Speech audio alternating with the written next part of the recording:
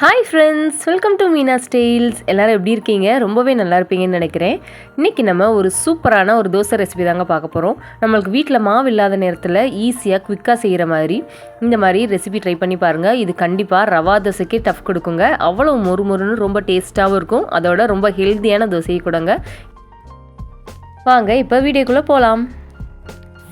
இந்த தோசை செய்கிறதுக்கு இன்றைக்கி நான் ஒரு 200 கிராம் கம்பு மாவு எடுத்திருக்கேங்க. நான் கடையில் வாங்கின மாவு தான் எடுத்திருக்கேன். நீங்கள் வீட்டில் அரைச்சி வச்சுருந்தாலும் ஓகே. 200 கிராம் எடுத்துக்கோங்க. இதோட ஒரு 100 கிராம் கோதுமை மாவு சேர்த்துக்கோங்க. இதோட ஒரு 2 மீடியம் சைஸ் ஆனியனை பொடி பொடியாக கட் பண்ணி சேர்த்துக்கோங்க. அதோட கொஞ்சமாக கருவேப்பிலை கிள்ளி போட்டுக்கோங்க. இதோட 2 பச்சை மிளகாய் எடுத்து நல்லா பொடி பொடியாக கட் பண்ணி இதோட சேர்த்துக்கோங்க. இந்த சைஸில் இருந்தால் ஓகே. குட்டி குட்டியாக கட் பண்ணி சேர்த்துக்கோங்க. இதோட ஒரு டீஸ்பூன் உப்பு சேர்த்துக்கோங்க. நம்ம சேனலை இப்போ தான் ஃபஸ்ட் டைம் பார்க்குறீங்கன்னா கீழே மறக்காமல் சப்ஸ்கிரைப் பண்ணிக்கோங்க. உங்களோட ஒவ்வொரு சப்ஸ்கிரிப்ஷனும் எனக்கு மிகப்பெரிய மோட்டிவேஷனாக இருக்கும். ஓகே, இப்போ இதோட ஒரு டீஸ்பூன் சீரகம் சேர்த்துக்கோங்க. இதோட ஒரு 2 டேபிள் ஸ்பூன் தயிர் சேர்த்துக்கோங்க. இது ஆப்ஷனல் தாங்க, தயிர் சேர்க்காமல் கூட செய்யலாம். ரொம்பவே பர்ஃபெக்டாக கிடைக்கும். இப்போ இது எல்லாத்தையுமே ஒரு விஸ்க் வச்சு கலந்துக்கலாங்க. இப்போ தேவையான அளவு தண்ணி சேர்த்துக்கோங்க. சேர்ந்து நல்லா கலந்து விட்டுக்கோங்க, கட்டி இல்லாமல். இந்த மாவு நம்மளுக்கு தோசை மாவை விட கொஞ்சம் தண்ணியாகவே இருக்கணுங்க. நல்லா தண்ணியை கரைச்சி விட்டுக்கோங்க. தேவையான அளவு தண்ணி சேர்த்து நல்லா கரைச்சி விட்டுக்கோங்க. பாருங்கள், இந்த கன்சிஸ்டன்சியில் இருக்கணும். இன்னும் கூட தண்ணி சேர்த்துக்கலாம். இதில்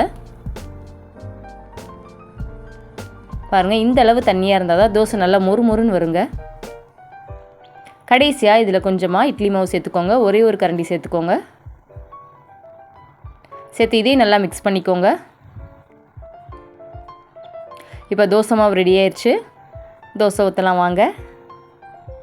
இப்போ அடுப்பில் தோசைக்கல் வச்சுருக்கேன். இதில் நல்லா ஆயில் ஸ்ப்ரெட் பண்ணி விட்டுக்கோங்க. இந்த தோசை ஊற்றுறதுக்கு முன்னாடி தவா நல்லா ஹீட்டாக இருக்கணுங்க. அடுப்பு நல்லா ஃபுல் ஃப்ளேமில் வச்சுக்கோங்க.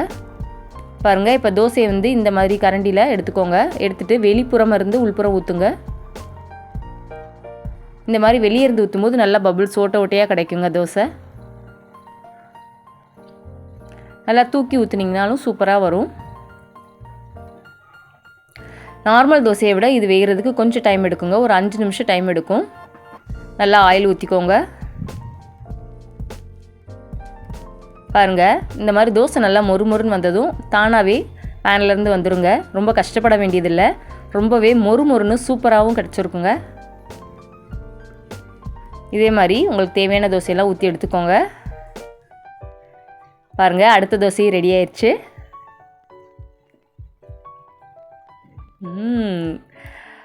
சூப்பரான கம்பு தோசை மொறுமொறுன்னு ரெடி ஆயிடுச்சுங்க. இதுக்கு நல்ல கார சட்னியோ அல்லது தக்காளி சட்னியோ வச்சு சாப்பிடுங்க. டேஸ்ட்டு அட்டகாசமாக இருக்குங்க. பாருங்கள், எடுக்கும் போதே உங்களுக்கு நல்லா தெரியும் எவ்வளோ மொறுமொறுன்னு இருக்குன்னு. குழந்தைங்க ரொம்பவே விரும்பி சாப்பிடுவாங்க. இந்த மாதிரி சிறுதானியங்கள்லாம் வாரத்துக்கு ஒரு வாட்டியாவது சேர்த்துக்கோங்க. ரொம்பவே உடம்புக்கு ஹெல்த்தியாக இருக்குங்க. அதோட ரொம்ப டேஸ்டியாகவும் செஞ்சு கொடுக்கும்போது குழந்தைங்க ரொம்ப விரும்பி சாப்பிடுவாங்க. இந்த ரெசிபி உங்களுக்கு பிடிச்சிருந்தா லைக் பண்ணுங்கள், ஷேர் பண்ணுங்கள், மறக்காமல் சப்ஸ்கிரைப் பண்ணுங்கள். தேங்க்ஸ் ஃபார் வாட்சிங்.